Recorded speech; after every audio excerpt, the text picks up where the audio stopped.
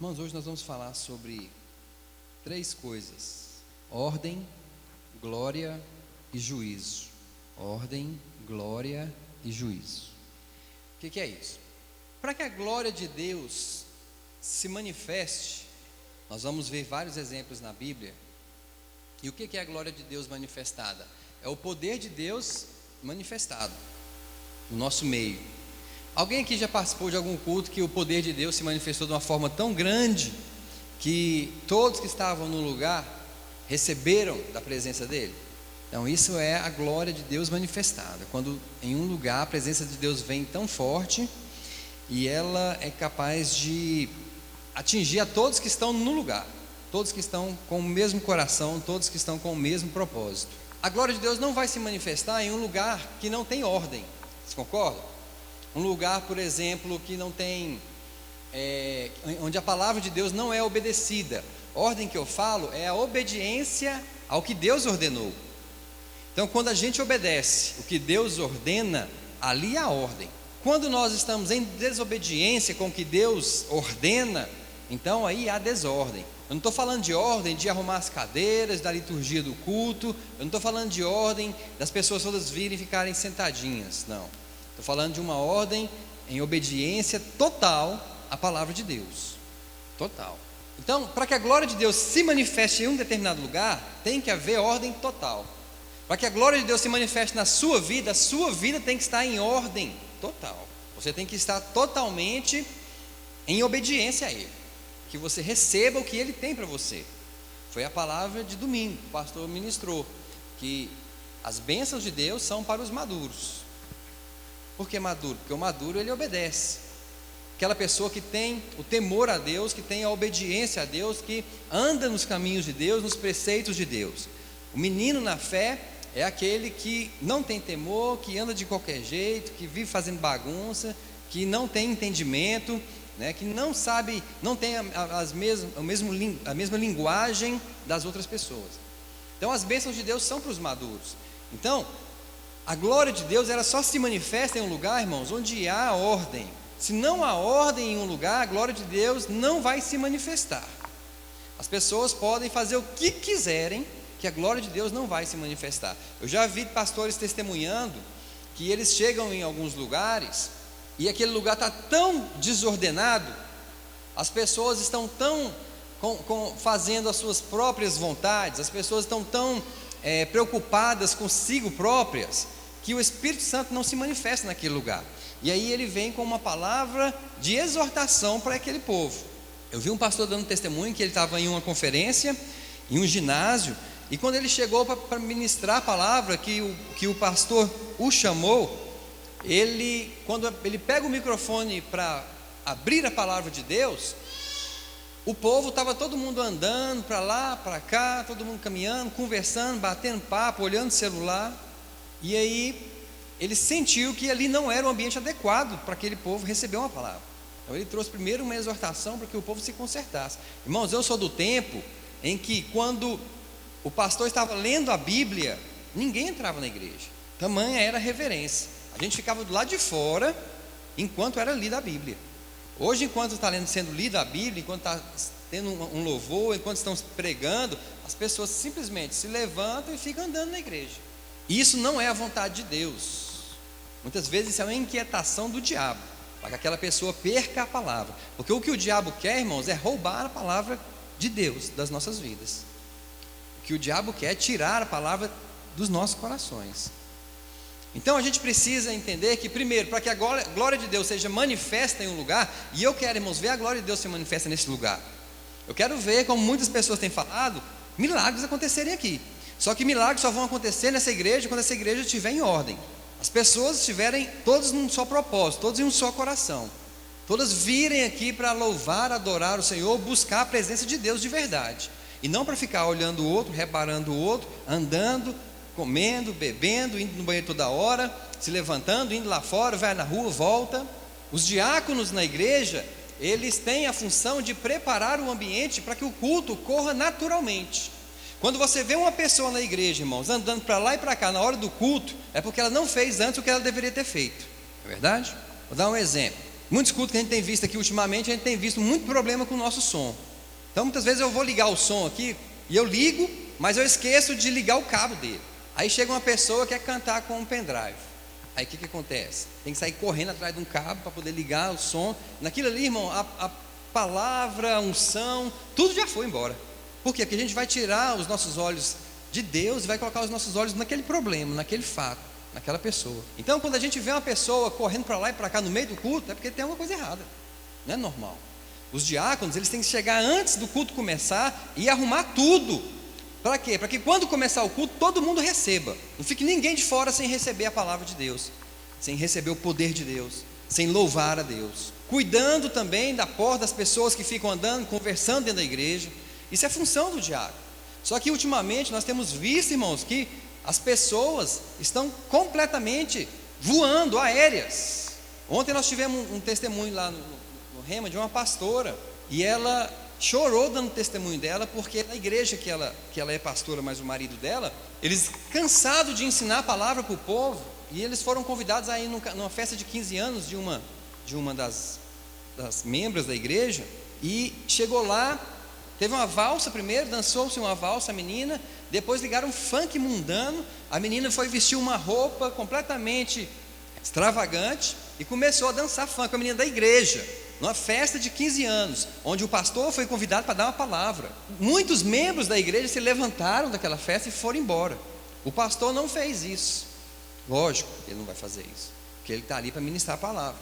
Mas ela contando, irmãos, que aquilo ali para eles foi um momento de muita tristeza, de muita reflexão. Porque se está sendo ministrada a palavra na igreja, por que as pessoas não estão aprendendo?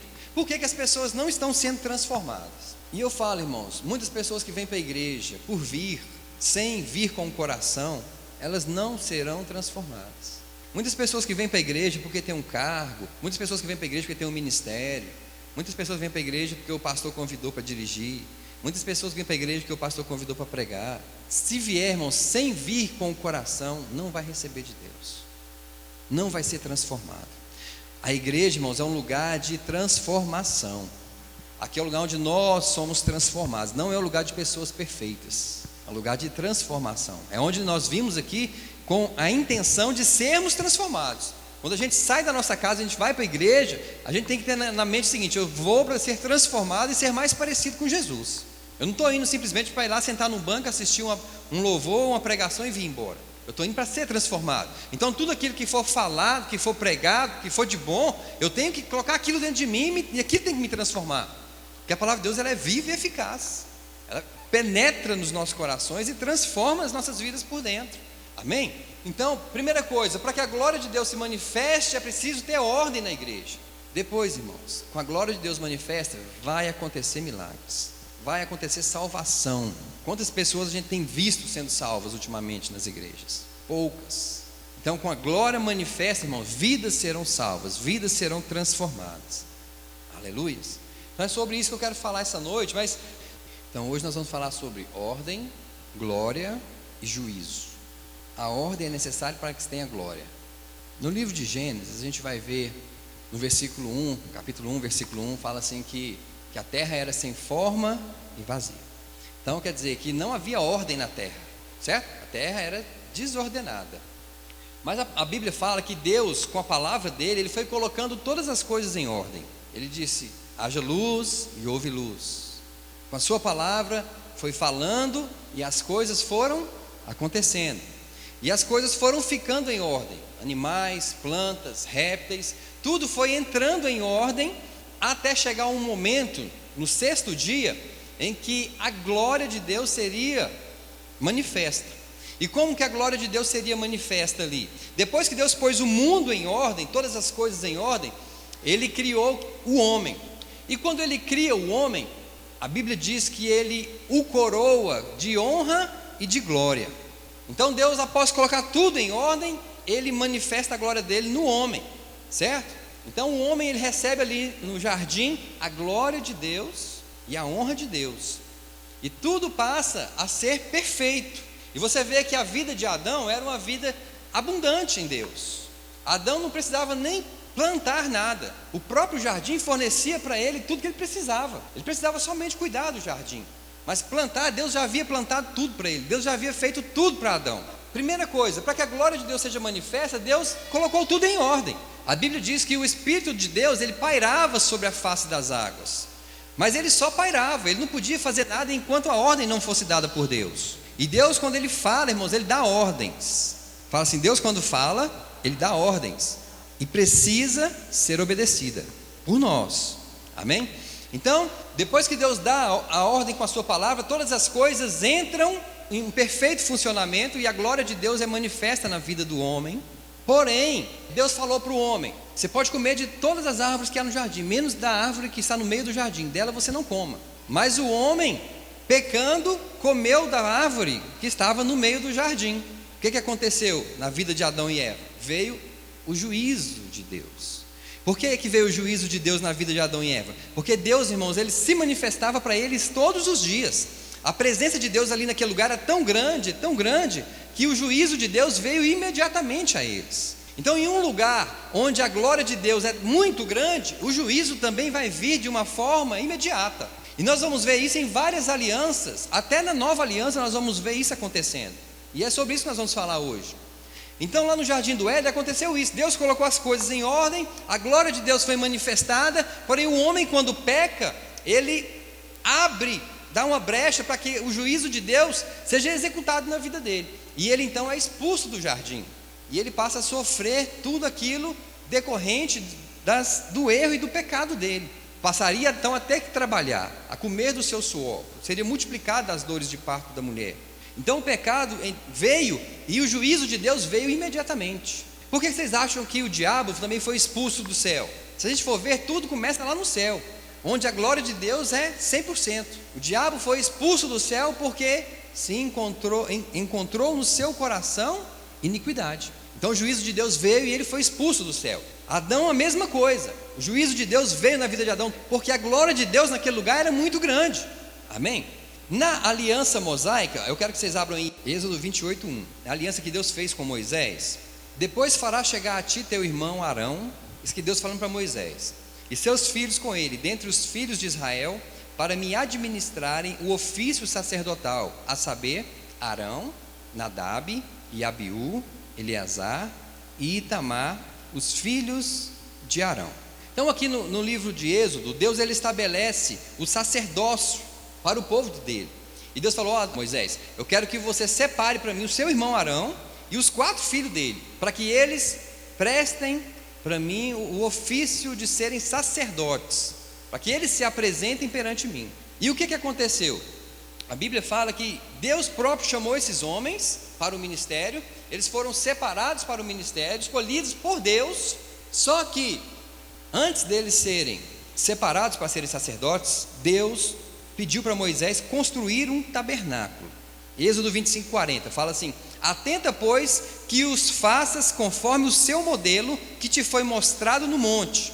Então Deus ele mostra para Moisés um tabernáculo que é cópia do tabernáculo que há no céu, e fala para Moisés: atenta para você fazer conforme foi mostrado, conforme o modelo que você recebeu no monte. Então Moisés ele não poderia fazer um outro tabernáculo diferente daquele que Deus mostrou. O tabernáculo que Moisés teria que fazer teria que ser idêntico ao modelo que ele recebeu no monte. Vocês concordam? Êxodo 39, versículo 42 e 43. Nesse meio tempo o Senhor separa então os sacerdotes, Arão e seus filhos, e agora Moisés termina o tabernáculo. Olha só: conforme tudo que o Senhor ordenara a Moisés. Veja bem, foi tudo. Deus ordenou para Moisés e ele fez tudo. Ele não deixou nada sem fazer. Conforme tudo que o Senhor ordenara a Moisés, assim fizeram os filhos de Israel toda a obra. Viu, pois, Moisés toda a obra, e eis que a tinham feito, como o Senhor ordenara, assim a fizeram. Então Moisés os abençoou. Então não houve nenhuma mudança, do jeitinho que Deus passou para Moisés, foi feito, ok? Êxodo 40, versículo 34 até o 38. Então a nuvem cobriu a tenda da revelação, e a glória do Senhor encheu o tabernáculo, de maneira que Moisés não podia entrar na tenda da revelação, porquanto a nuvem repousava sobre ela, e a glória do Senhor enchia o tabernáculo. Quando, pois, a nuvem se levantava de sobre o tabernáculo, prosseguiam os filhos de Israel em todas as suas jornadas. Se a nuvem, porém, não se levantava, não caminhavam até o dia em que ela se levantasse, porquanto a nuvem do Senhor estava de dia sobre o tabernáculo, e o fogo estava de noite sobre ele, perante os olhos de toda a casa de Israel em todas as suas jornadas. Então Deus falou para Moisés construir um tabernáculo. Para que servia aquele tabernáculo? Para Deus habitar nele. Deus habitava com Adão, porém, quando veio o juízo de Deus, Deus parou de habitar com Adão. Agora Deus, ele levanta um povo, através da descendência de Abraão, e quando esse povo chega, ele liberta esse povo do Egito, e quando esse povo chega no deserto, Deus manda construir um tabernáculo, para que Deus pudesse ficar no meio deles. Era a vontade de Deus estar no meio daquele povo. Por isso que Deus mandou Moisés fazer um tabernáculo igual ao que tem no céu. E aí Deus passou a habitar com aquele povo os 40 anos. Deus ficou todos os dias, irmãos, com aquele povo no deserto. Durante todos os dias dos 40 anos, Deus esteve com eles naquele tabernáculo. Então havia uma nuvem que cobria o tabernáculo. Aquela nuvem não era Deus. Aquela nuvem era para esconder a face de Deus, esconder a glória de Deus, porque ninguém poderia ver Deus. Todo mundo que visse Deus morreria, porque ninguém suporta a glória de Deus vivendo naturalmente com essa carne que nós temos. Então Deus passa a habitar com aquele povo durante os 40 anos. A glória de Deus se manifestou naquele dia, de maneira que Moisés não podia entrar na tenda da revelação, porquanto a nuvem repousava sobre ela, e a glória do Senhor enchia o tabernáculo.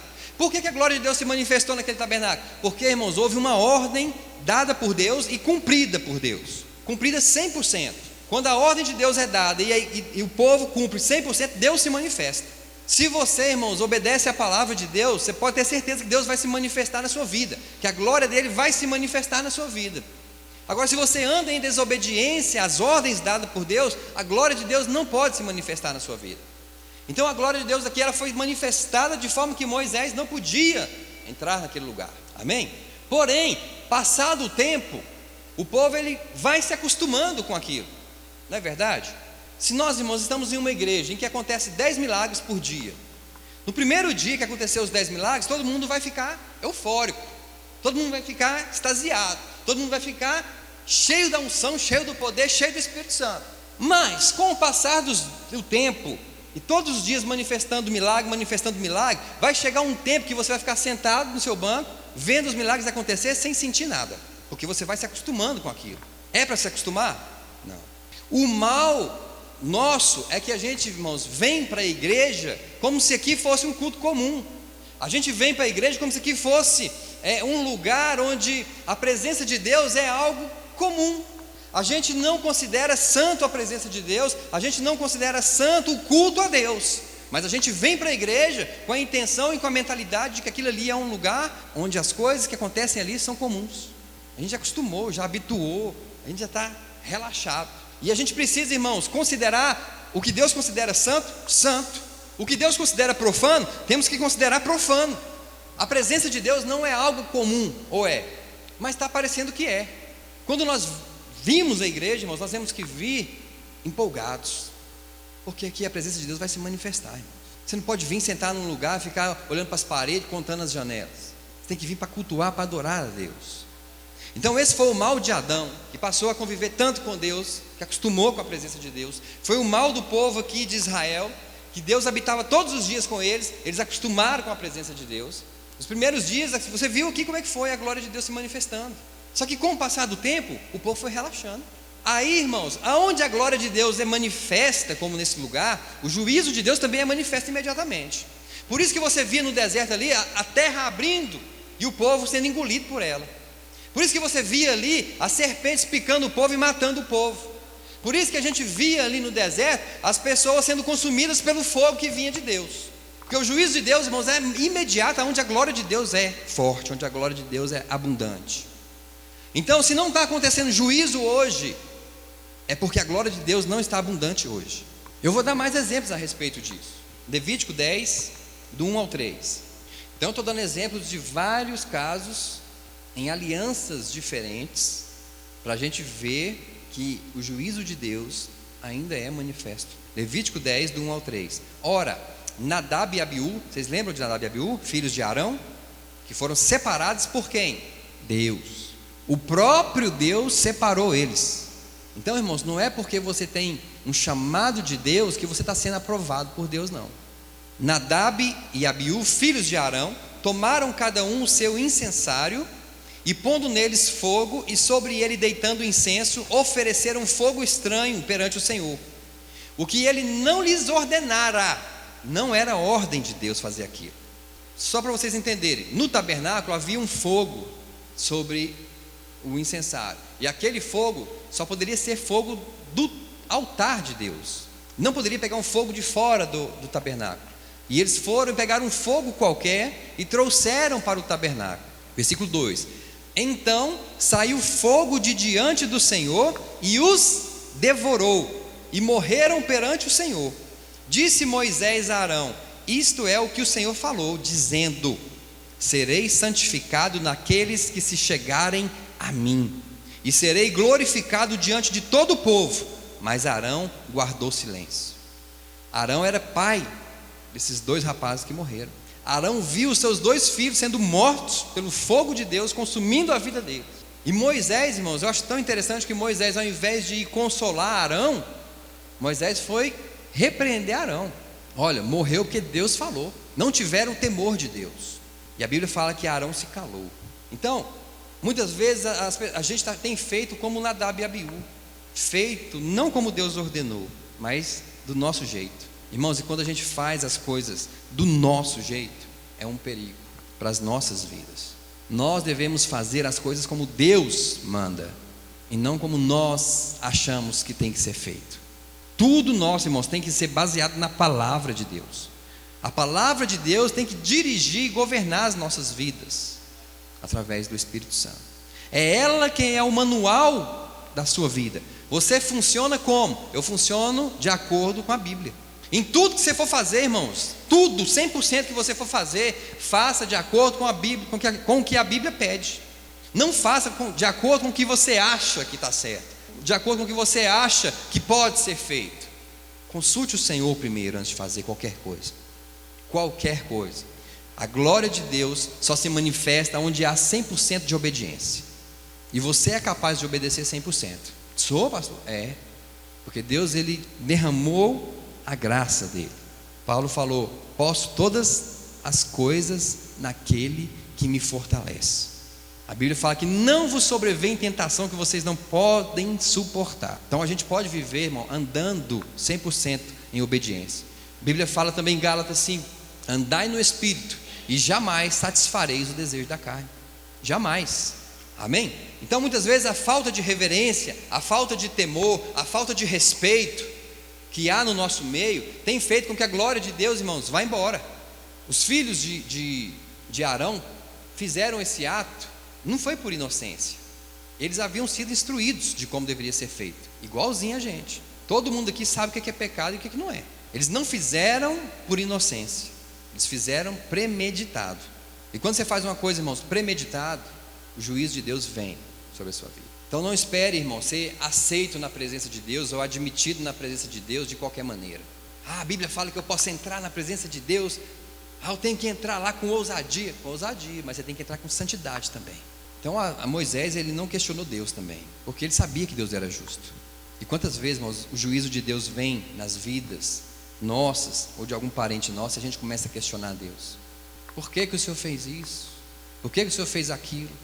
Faça como Moisés, considere Deus justo e não questione Deus. Agora vamos ver um exemplo na aliança de Davi, na aliança davídica, 1 Crônicas 22, versículo 6 até o 19. Então nós vimos que Deus, ele habitou com Adão, porém Adão pecou e Deus parou de habitar com Adão.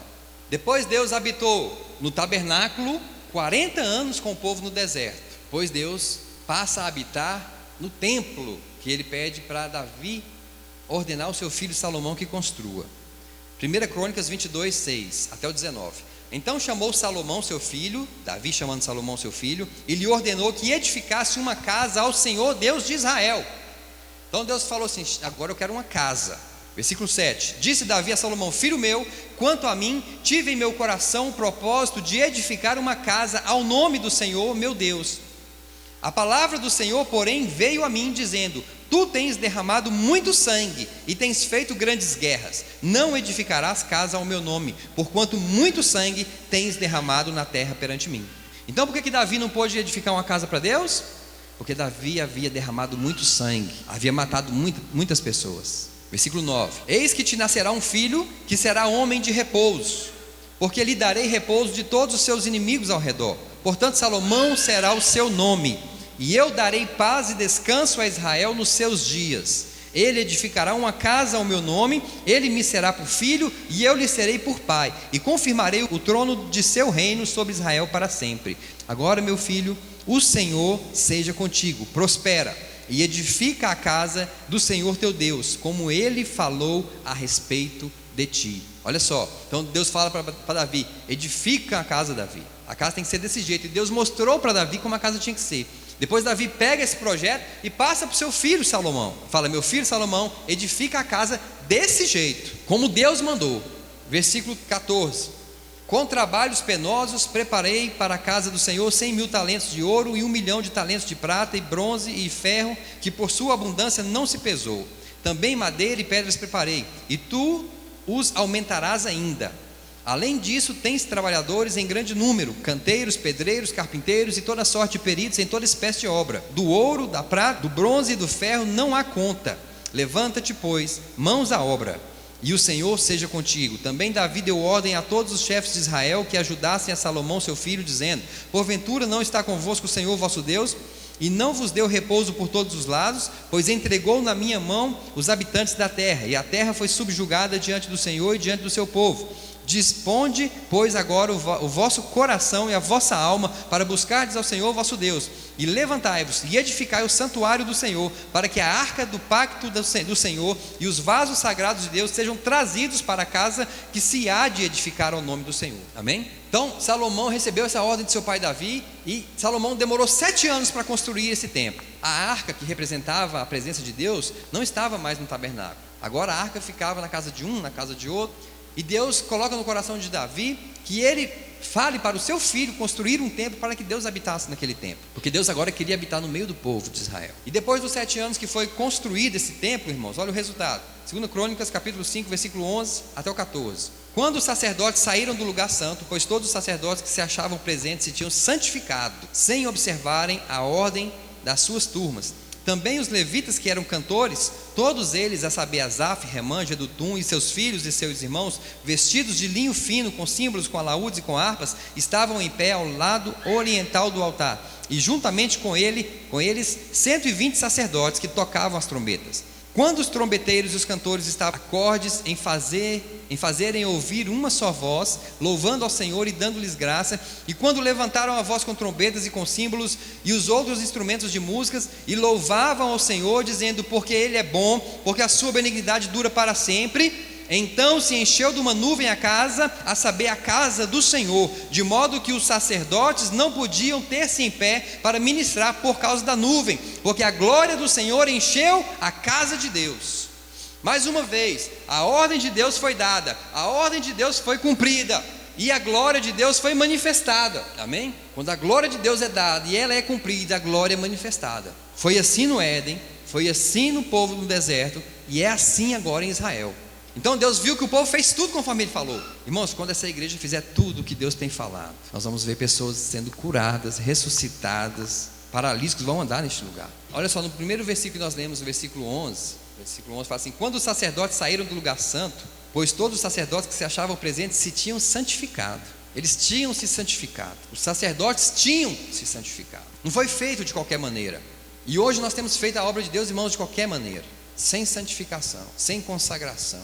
Precisamos buscar o Senhor, precisamos ter mais intimidade com Deus. Então, quando a ordem de Deus, irmãos, foi feita, foi executada, foi cumprida, a glória de Deus foi manifesta. Só que mais uma vez a gente vai ver que o povo, novamente, eles se acostumam com a presença de Deus. Infelizmente. Abram em 2 Crônicas capítulo 36, do 14 até o 16. Além disso, todos os chefes dos sacerdotes e o povo aumentavam cada vez mais a sua, o que eles aumentavam?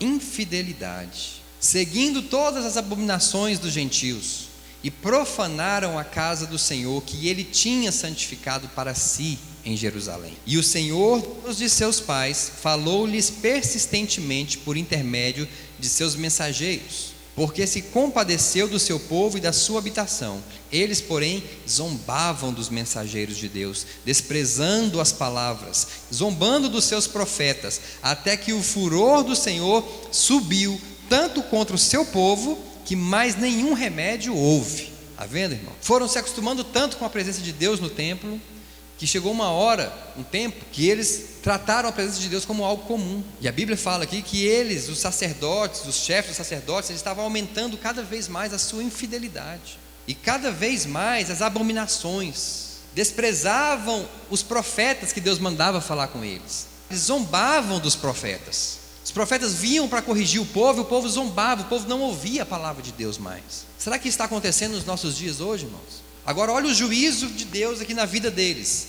versículo 17: por isso fez vir sobre eles o rei dos caldeus, o qual matou os seus mancebos à espada, na casa do seu santuário, e não teve piedade nem dos mancebos, nem das donzelas, nem dos velhos, nem dos decrépitos. Entregou-lhes todos nas mãos, e todos os vasos da casa de Deus, grandes e pequenos, os tesouros da casa do Senhor, e os tesouros do rei, e dos seus príncipes, tudo levou para a Babilônia.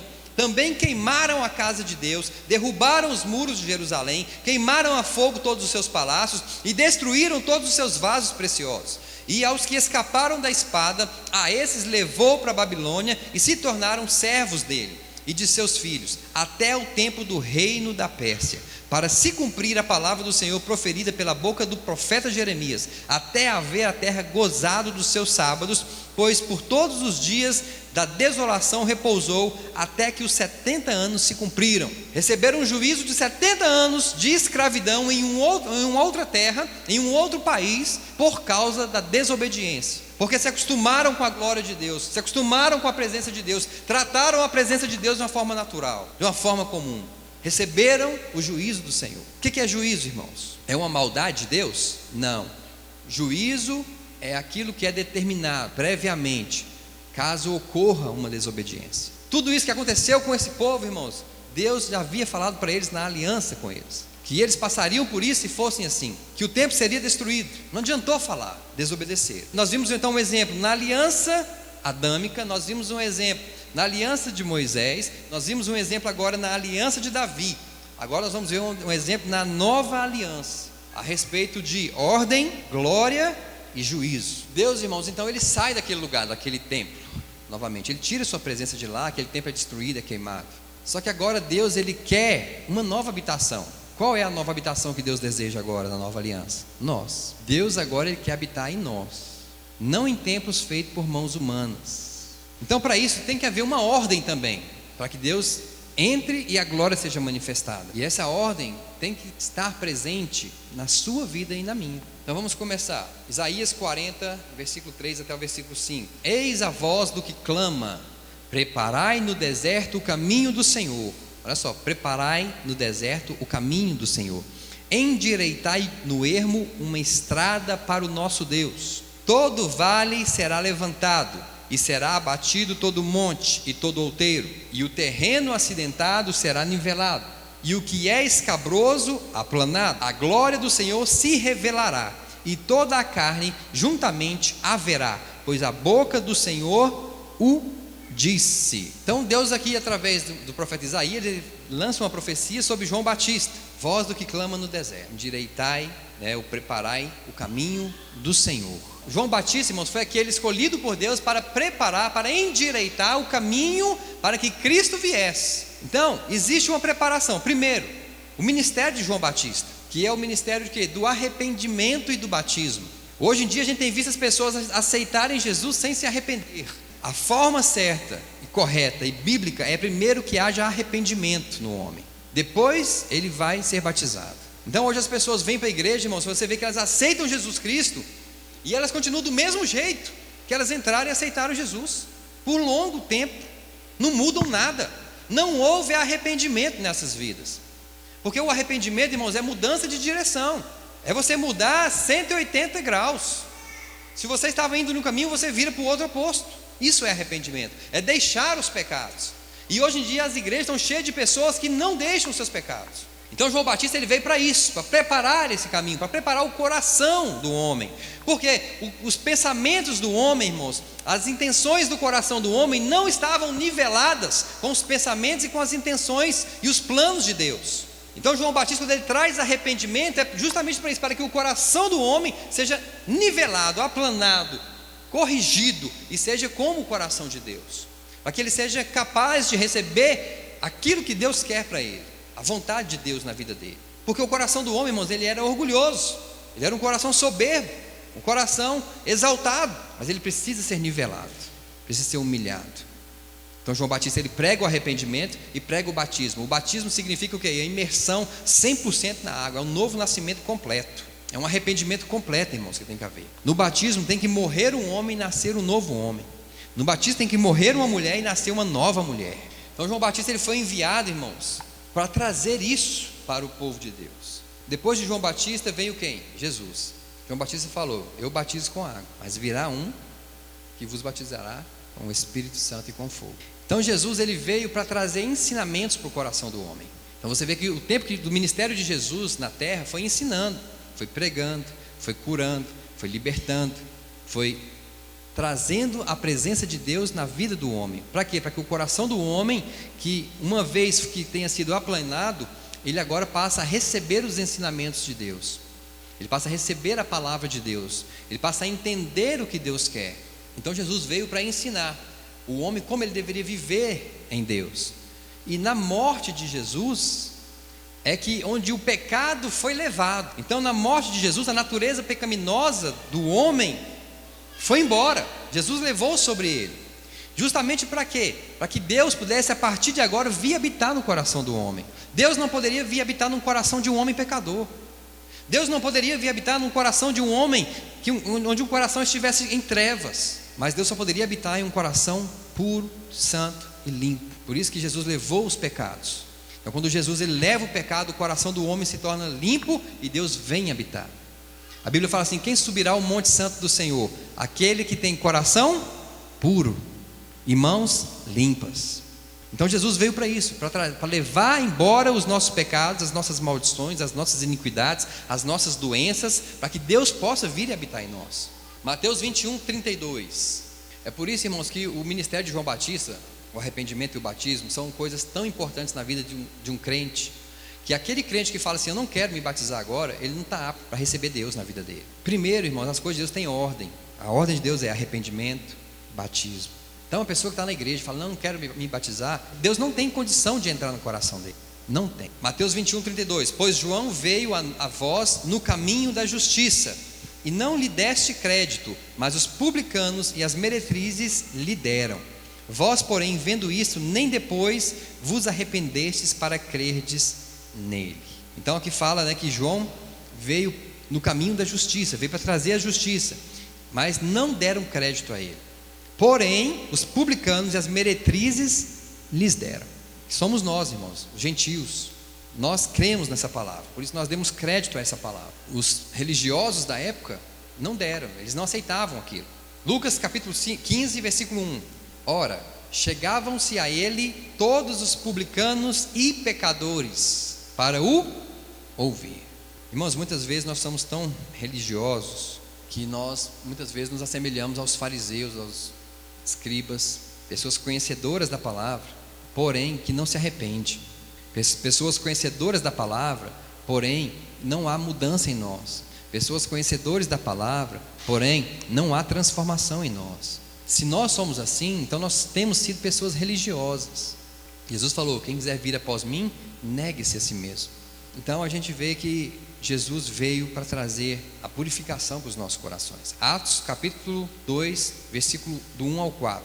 Então Jesus veio, morreu, os nossos pecados foram levados, Deus entrou nos nossos corações nesse momento. E agora nós vamos ver aqui uma sequência, irmãos, no início da igreja primitiva, um início onde a glória de Deus se manifestou nela de uma forma tão grande, porque ali naquela igreja era se cumprido todas as ordens que Deus dava. Aquela igreja recebeu tanto de Deus, porque eles eram pessoas que tinham um só coração, tinha um só propósito, tinha um só pensamento: obedecer a Deus. E a glória de Deus se manifestou. Nós vamos ver aqui do capítulo 1 até o capítulo 4, o que Deus fez no começo da igreja primitiva. Olha só: ao cumprir-se o dia de Pentecostes, estavam todos reunidos no mesmo lugar. Haviam 120 pessoas ali, irmãos, reunidas no mesmo lugar. De repente veio do céu um ruído, como que de um vento impetuoso, e encheu toda a casa onde estavam sentados. E lhes apareceram umas línguas como que de fogo, que se distribuíam, e sobre cada um deles pousou uma. E todos ficaram cheios do Espírito Santo e começaram a falar noutras línguas, conforme o Espírito lhes concedia que falassem. Primeira coisa, houve ordem ali naquele lugar, porque Jesus falou assim: ficai em Jerusalém, até que do alto sejais revestidos do poder. A Bíblia diz que Jesus ele havia aparecido para 500 pessoas de uma só vez. Mas aqui a promessa se cumpriu na vida de 120 pessoas, que estavam reunidas, que perseveraram.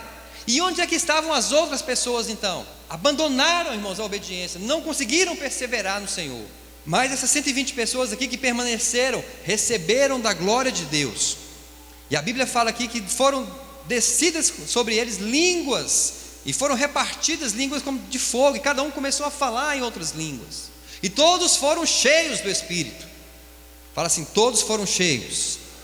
Irmãos, eu quero ver um dia essa igreja onde todo mundo vai ser cheio do Espírito Santo. Não é só um ou dois ou meia dúzia, não. Todos têm que ser cheios do Espírito Santo em um culto aqui. Quando a glória de Deus se manifestar, irmãos, quando houver ordem neste lugar, a glória de Deus vai se manifestar e todo mundo vai ser cheio do Espírito Santo. Não adianta a gente querer os milagres de Deus aqui enquanto não houver ordem nas nossas vidas, enquanto a gente estiver vivendo de qualquer maneira. Não pense em você que você vai receber do Senhor se você é uma pessoa de ânimo dobre, a Bíblia diz. Você não vai receber nada dele. Então quando a gente se consagra, irmãos, a gente busca, a gente vem para esse lugar, cultuar a Deus com o coração reto, procurando receber o melhor dele, parando com as conversinhas de lado, de conversar um com o outro, parando, irmãos, de ficar levantando e indo beber água, parando de ir no banheiro toda hora, parando de ir lá fora ver quem está passando, parando com essas coisas e prestando atenção e sendo reverente e tendo temor a Deus. Nós vamos receber de Deus o melhor. Agora, enquanto a gente estiver, irmãos, sem reverência na casa de Deus, sem temor na casa de Deus, sem respeito na casa de Deus, nós não vamos ver nada acontecer aqui. Infelizmente é isso.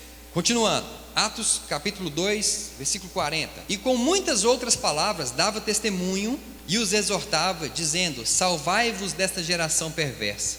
De sorte que foram batizados que receberam a sua palavra, e naquele dia agregaram-se quase 3.000 almas. Você vê que a unção, o poder era tão grande naqueles dias, que Pedro, em uma pregação dele, quase 3.000 almas aceitaram Jesus. Ou melhor, quase 3.000 almas se arrependeram dos seus pecados e aceitaram Jesus. Então primeiro, nós vemos no capítulo 1, no capítulo 2, o povo recebendo e sendo cheio do Espírito Santo. Ainda no capítulo 2, a gente vê Pedro pregando e quase 3.000 pessoas se convertendo. No versículo 42, fala assim: e perseveravam na doutrina dos apóstolos.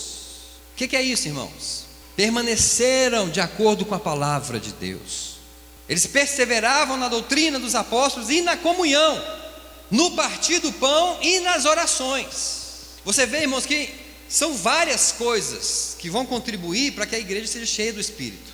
Não adianta você viver a sua vida lá fora, irmão, de qualquer maneira, em pecado, e vir aqui e dobrar o joelho e orar durante 10 minutos e achar que você está fazendo a vontade de Deus, que não está. A vontade de Deus é que você ore. A vontade de Deus é que você jejue. A vontade de Deus é que você conheça a palavra dele. A vontade de Deus é que você ame o seu próximo. Não é só uma destas coisas, são todas estas coisas. Amém? Versículo 43. Em cada alma havia, fala, temor. Em todas as almas haviam temor. Todas. E muitos prodígios e sinais eram feitos pelos apóstolos. Todos os que criam estavam unidos e tinham tudo em comum. Vendiam suas propriedades e bens e os repartiam por todos, segundo a necessidade de cada um. E perseverando unânimes todos os dias no templo, fala, perseverando unânimes todo domingo, não? Todos os dias no templo. E partindo o pão de casa em casa, Comiam com alegria e singeleza de coração, louvando a Deus e caindo na graça do povo. E cada dia acrescentava-lhes o Senhor os que iam sendo salvos. Irmãos, é essa igreja que Deus quer. É isso aqui que Deus quer para nós. E você hoje, irmão, está recebendo uma palavra que hoje você tem que viver essa palavra. Você não pode sair dali para fora como se nada tivesse acontecido. No capítulo 3, a Bíblia fala da cura de um coxo de nascença. Pedro chega no templo e há um coxo de nascença pedindo esmola. E Pedro fala para ele: olha para mim. E a Bíblia fala que ele, fitando os olhos em Pedro, Pedro fala para ele: eu não tenho ouro e não tenho prata, mas o que eu tenho, Cristo, eu te dou. Em nome de Jesus, levanta e anda. No capítulo 4, mais uma pregação de Pedro. Vamos ver, versículo 1, capítulo 4, versículo 1 até o 4. Enquanto eles estavam falando ao povo, sobrevieram-lhes os sacerdotes, o capitão do templo e os saduceus, doendo-se muito de que eles ensinassem o povo e anunciassem em Jesus a ressurreição dentre os mortos, deitaram mão neles e os encerraram na prisão até o dia seguinte, pois era já tarde. Muitos, porém, dos que ouviram a palavra, creram, e se elevou o número dos homens a quase 5.000. Quase 5.000 pessoas agora no capítulo 4 foram salvas. Olha só para você ver a glória de Deus naquela igreja, naquele povo, como é que estava sendo, porque havia ordem de Deus sendo cumprida, irmãos. O que Deus falava, eles cumpriam. Havia amor, havia temor, havia comunhão, havia partir do pão, não havia miséria, ninguém passava por necessidade, ninguém. Era um ajudando o outro, vivendo em amor mesmo, orando todos os dias no templo, buscando conhecimento da palavra todos os dias no templo. Versículo 29, do capítulo 4. Agora, pois, ó Senhor, olha para as suas ameaças e concede aos teus servos que falam com toda a intrepidez a tua palavra, enquanto estendes a mão para curar e para que se façam sinais e prodígios pelo nome de teu santo servo Jesus. E tendo eles orado, tremeu o lugar em que estavam reunidos, e todos foram cheios do Espírito Santo e anunciavam com intrepidez a palavra de Deus. Irmãos, o lugar tremeu. Houve um terremoto naquele lugar. A Bíblia não fala que houve um terremoto na cidade, não. Foi naquele lugar onde eles estavam reunidos. Você já pensou um dia que nós começarmos a orar aqui, essa igreja começar a tremer, o poder de Deus começar a se manifestar fortemente, e os sinais e os prodígios acontecendo? Isso aqui, irmãos, eram pessoas que estavam realmente cumprindo 100% do que Deus tinha para eles, do que Deus pedia para eles, do que Deus ordenava para eles. Amém? Continuando, versículo 32. Versículo 32 até 35. Da multidão dos que criam, era um só o coração, e uma só a alma, e ninguém dizia coisa alguma das que possuía era sua própria, mas todas as coisas lhes eram comuns. Com grande poder os apóstolos davam testemunho da ressurreição de Jesus, e em todos eles havia abundante graça, pois não havia entre eles necessitado algum, porque todos os que possuíam terras ou casas, vendendo-as, traziam o preço do que vendiam e o depositavam aos pés dos apóstolos, e se repartia a qualquer um que tivesse necessidade. Irmãos, as pessoas iam lá, vendiam suas casas, suas terras e depositavam aos pés dos apóstolos. Para quê? Para suprir a necessidade do próximo. Você tem coragem de fazer isso? Talvez se você tiver umas 10 casas, você pode até ter coragem de vender uma, não é? Aí no capítulo 4 ainda, irmãos, no finalzinho, fala sobre Barnabé. Que Barnabé, ele tinha um campo, e ele vendeu esse campo, trouxe todo o dinheiro e depositou aos pés dos apóstolos, certo? No capítulo 5, versículo 1, já fala assim: mas um certo homem chamado Ananias, em algumas Bíblias está escrito assim, entretanto, ou seja, está ligando o versículo passado com esse versículo. Uma coisa está sendo ligada à outra. Barnabé vendeu o seu campo e depositou aos pés dos apóstolos. Aí ele fala: mas um certo homem chamado Ananias, com Safira sua mulher, vendeu uma propriedade e reteve parte do preço, sabendo-o também sua mulher, e levando a outra parte, a depositou aos pés dos apóstolos.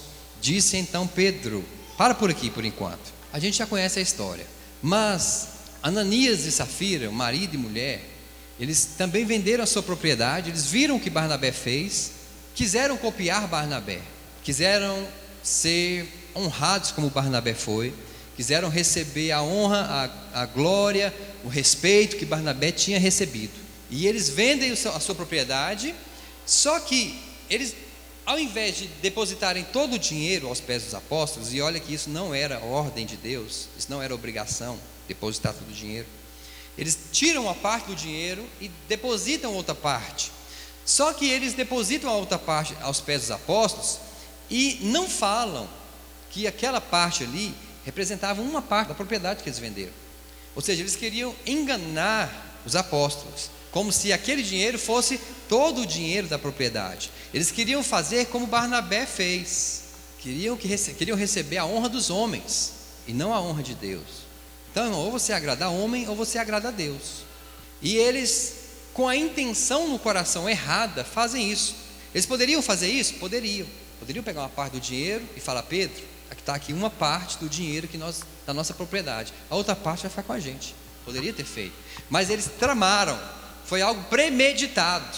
E naquela época, irmãos, a glória do Senhor estava muito forte naquele lugar. A Bíblia fala que onde Pedro passava, só a sombra dele curava as pessoas. Versículo 3: Disse então Pedro: Ananias, por que encheu Satanás o teu coração para que mentisses ao Espírito Santo e retivesses parte do preço do terreno? Enquanto o possuías, não era teu? E vendido não estava o preço em teu poder? Como, pois, formaste esse desígnio em teu coração? Não mentistes aos homens, mas a Deus. E Ananias, ouvindo estas palavras, caiu e expirou, e grande temor veio sobre todos os que souberam disto. Olha só, irmãos, Ananias e Safira tramaram, mentiram, enganaram os apóstolos, e o juízo de Deus veio sobre eles imediatamente. Morreram. Por que isso não está acontecendo hoje? Se muitas pessoas dentro das igrejas têm praticado coisas até piores do que isso. Tem ou não tem? Porque, irmão, se o problema fosse eu dar um dízimo mentindo, aí eu ganho 10 mil reais, então ao invés de eu dar o dízimo de 1.000, eu vou dar o dízimo só de 500. Quantas pessoas não fazem isso hoje, irmãos? Nas igrejas? Quantas? E por que o juízo de Deus não vem sobre elas? Não era para vir? Não está no Novo Testamento? Ou Deus foi injusto com Ananias e Safira? Deus é justo ou não é? Se Ele é justo, por que Ele não está fazendo isso hoje com o povo também? Porque não tem a glória de Deus mais, irmãos. Porque o juízo de Deus é manifestado onde há a glória de Deus. Todos os exemplos que nós vimos, desde Gênesis até agora, mostram que onde a glória de Deus era abundante, o juízo era imediato. E naquela época, da igreja de Atos, a glória de Deus era abundante para aquele povo. Havia muitos milagres. A igreja era 100%, Deus estava se manifestando ali poderosamente. Pedro estava cheio da unção, cheio do Espírito Santo. Pedro estava cheio do poder de Deus, irmãos. E onde Deus está, irmãos, não cabe o pecado. Onde Deus está, não cabe a injustiça. Onde Deus está, não cabe a iniquidade. Por isso, irmãos, é que hoje não tem acontecido nas igrejas o juízo de Deus. Pode ser que aconteça em alguma igreja, mas não tem acontecido, porque a glória de Deus, irmãos, não está se manifestando como era naqueles tempos. Hoje a gente vem para a igreja e a gente não tem mais sentido a presença de Deus. Podemos até sentir, mas é raro. Quantas vezes, irmãos, nas igrejas aí fora você tem visto a unção de Deus, a manifestação de Deus na vida do povo, assim abundante como era nesse tempo? Não tem mais. O pecado tem dominado, o povo está acostumado com a presença de Deus, o povo está acostumado em vir para a igreja. Tem gente que vem para a igreja e fica dormindo no banco, vem para a igreja e fica dormindo no banco, vem para a igreja e fica mexendo no celular, no WhatsApp, no Facebook. Como é que a glória de Deus, irmãos, vai se manifestar? Pastor, mas se a glória de Deus se manifestar e vier o juízo, eu não quero que ela se manifeste. Não, deixa do jeito que está. Mas, irmãos, é na glória de Deus que as vidas vão ser curadas, é na glória de Deus que as vidas vão ser restauradas, é na glória de Deus que os mortos vão ressuscitar, é na glória de Deus que os cegos vão enxergar, é na glória de Deus que o paralítico vai andar. Amém? Então Ananias e Safira, irmãos, receberam o juízo de Deus imediato, porque aquele povo estava cheio do Espírito Santo de Deus, todos eles. Vamos encerrar agora em 1 Pedro 1,15. Jesus, irmãos, ele falou assim: olha, vocês podem pecar contra Jesus, mas se vocês pecarem contra o Espírito Santo, não há perdão, não lhes será perdoado. E Pedro falou que Ananias e Safira mentiram para quem? Não foi para os homens, foi para o Espírito. Então o juízo que era para acontecer lá na frente, aconteceu imediatamente na vida deles. Então, irmãos, não trate levianamente a presença de Deus. Seu sacrifício não vai valer nada se não vier acompanhado de um coração reto, de um coração temente a Deus. Seu louvor, tudo que você fizer não vai valer nada se o seu coração não estiver alinhado com a vontade de Deus. 1 Pedro capítulo 1, versículo 15 até o 17. Mas, como é santo aquele que vos chamou, sede vós também santos em todo o vosso procedimento. É para ser santo, irmãos, em todo o procedimento. Porquanto está escrito: sereis santos, porque eu sou santo.